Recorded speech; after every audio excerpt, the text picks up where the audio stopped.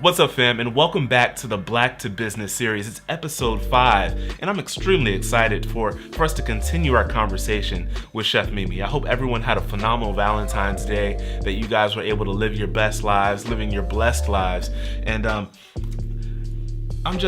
thrilled. I want to get to the 3 key points right now, but you don't know what they are yet. So let's hop into the conversation with who you will soon find out is who I'm going to reference from now on as the Oprah of food. Check it out. Now, what you're doing, you're kind of being a leader amongst leaders. Can you talk about the importance of leadership and also some of the sacrifices that have to come with that? So one of the things that I thought about last year was I wanted to support 5 African American women in business. So I chose the McBride sisters, who have their own wine brand. And they're local here. I chose Kibun Ice Cream, which is Kai. She was at the event. I chose a Coalition of Black Excellence that's ran by Angela Johnson, and she's the founder of that, and 2 other businesses. And so what I decided that I would either volunteer, donate, or in support in different ways, mentorship or those type of things. Why that's important is that we need to be able to work as a collective, and so what that means is just come with your hands out. Yeah. We're all bosses in our own way, but you can still step back and let somebody else shine. So when I go to the McBride's events, hey, I'm picking up boxes, I'm opening up bottles, I'm pouring wine, I'm doing whatever. I don't have to be Chef Mimi at that time, but I need to be able to support them to move forward. With Kibun Ice Cream, when Kai and her husband are doing their events, hey, I got a Kibun Ice Cream shirt on, I'm scooping ice cream, I'm doing whatever that it takes to help push their brand. And so what that means collectively is that first of all, you have someone that's supporting, and I'm able to support them. I do my own branding, so I'll include them in my own branding. So now I got thousands of eyes on their businesses just as well as mine. So I feel like as I support their business, they support my business, and it's all one.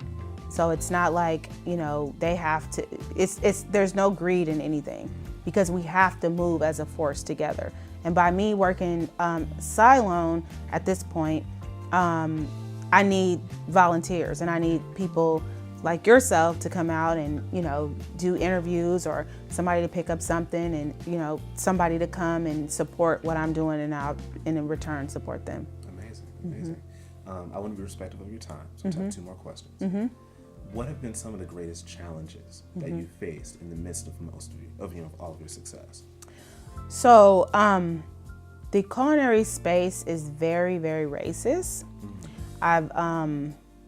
So when I move into spaces, a lot of times when they see my face, they're like, well, what kind of event is this going to be? Because there's a lot of stigmas around crowding Black people together. People just assume that, oh, you're young, Black, there's going to be a problem. So that's one, finding spaces for events. The other thing is, in the industry, when you're selling content, there's a lot of stigmas around what Black people should be doing in the food space. So you should be making fried chicken, barbecue, soul food, that, and don't get me wrong, we love soul food. Right. But as a chef and as a person who travels or been trained, there's more than just that. So we want to experience things differently. So being just pushed into like the narrative of what they want you to be, I step outside of that narrative and I push that narrative and I say, no, we're defining what we want to be. Nice. And it's okay for me as an African American woman to tell my own story and to define my own story, because it's our story. Yeah. The other thing is, when you talk about content, so I produce Bringing It to the Table. I finished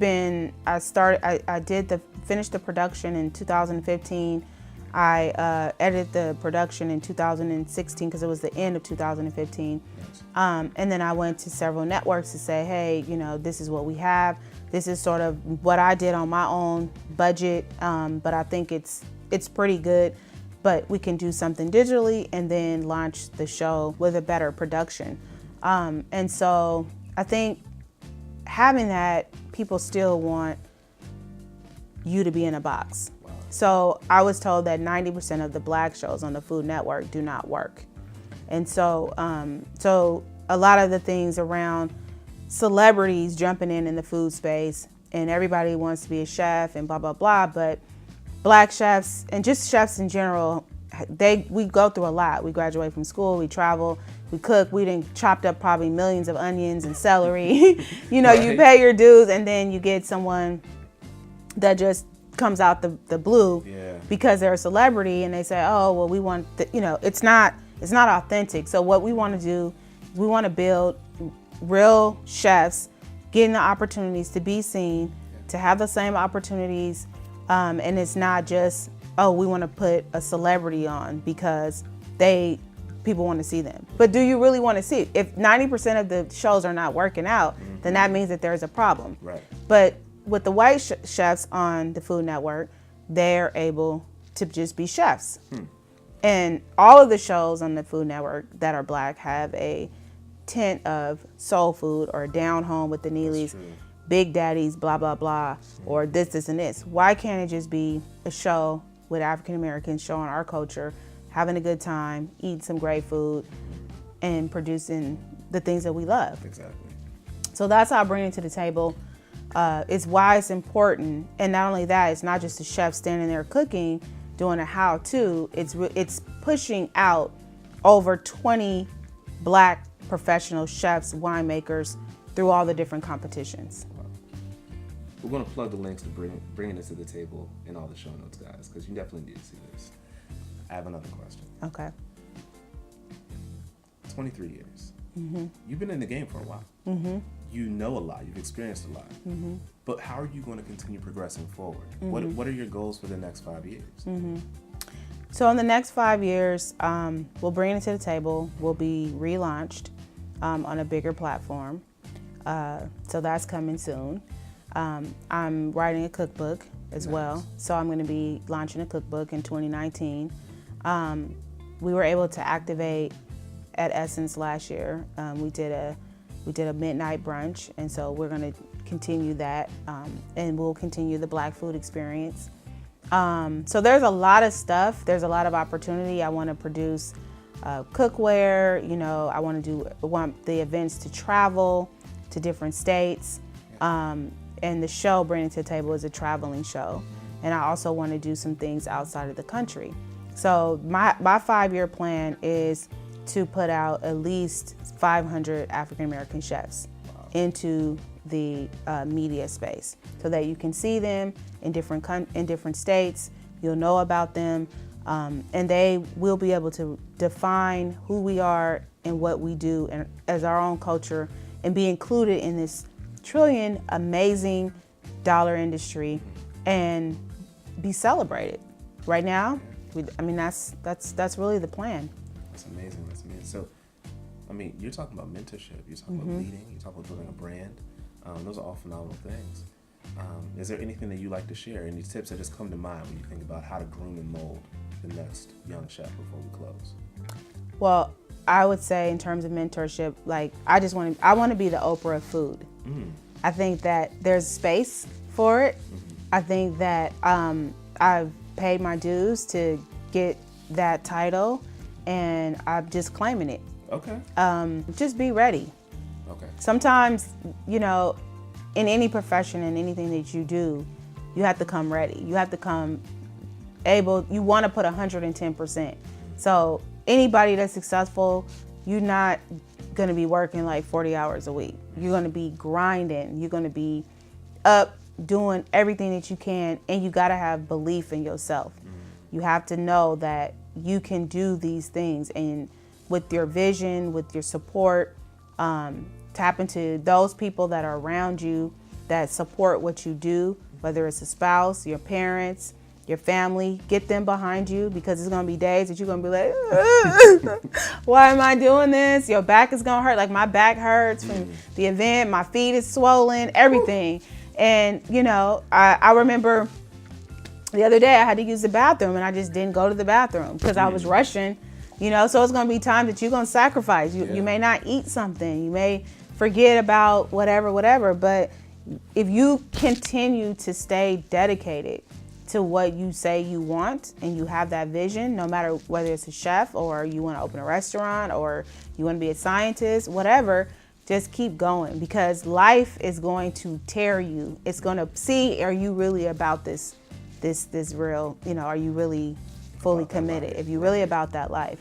And so I'm married, I have children, so I'm not like just a single person out here just with money able to go do that. I had to grind and push myself to get to where I am today, and I still have so much more to give, and so stay ready. Excellent. Well, Chef Mimi, thank you so much. Chef Mimi did her thing. She absolutely killed it. Listen, guys, such a good conversation. You now understand why she's the Oprah of foods. Like, she's a mentor, she's a leader, she's an engineer, she's an innovator. I can go on and on, but what I want to continue with are the 3 key points plus a bonus point. I'm going to start sharing my interpretation, what I got from the conversation, not just what you see on the screen, what you receive from watching, but it's being there in the space, being able to develop an additional relationship, an extended relationship. I'm going to share that with you guys. All right. So the first point is that Chef Mimi shares that you want to be a leader by adding value. She talks about how when she worked with Kube ice cream, that she's scooping ice cream, she's picking up boxes, she's wearing their t-shirt. It's not Chef Mimi isn't trying to shine as Chef Mimi on that day. The Chef Mimi hat that goes off, and then she puts on the hat of whoever she's trying to add value to. It's absolutely amazing. It's a quality that will definitely develop you and build you to go to spaces that we can't imagine or think. The next point, guys, is that Chef Mimi talks about redefining the narrative when it comes to Black stigmas, Black stereotypes. Oftentimes when Chef Mimi is going for different event spaces and different venues, she talks about the resistance that she experiences because people are wondering, is it a good idea to have these many Black people in one spot? Just being, as Willie Mo would say, flat out, that's what it's talking about. So redefining that narrative, proving that we can be trusted and proving that we can succeed, if not excel, above, individuals who may be occupying that space when we're not there. The last point is that we need to grind like we never grinded before. Like if you're an entrepreneur that works a 9 to 5 and you're thinking that your 9 to 5 you just swap those hours out with your own thing, Chef Mimi clearly shows us here that that's not going to cut it. Like it's 40 hours and then some, and dim some. So last point is that, and this is my interpretation, is that you need to create your own box. Like it's one thing to think out of the box. But essentially what I'm saying is you need to throw the box away. Like don't even think about the fact that there is a limit. Create your own limits. Look at the limits that are in front of you and then realize that that's just the threshold. That's the standard. We're going above that. So create your own box. Push, strive to be your best self, compete with yourself, and only yourself. And that's really what I took away from this conversation. Chef Mimi, she branches out. She has so many different avenues of not only income but valued spaces, and that's absolutely huge. So that's conversation number 2. That is conversation number 2, and I'm just thrilled and excited for next week, and I'm still full off of this current week. So with no further ado, guys, keep living your blessed life. I look forward to seeing you guys on Monday, talking to you, hearing your comments, and really seeing all the love that's being revolved around this space. Thank you so much, and continue to vote, continue to like, subscribe, and comment on posts to increase your chances of winning one of the giveaway prizes. All right, we're going to shut that down Friday of next week. All right, talk to y'all soon.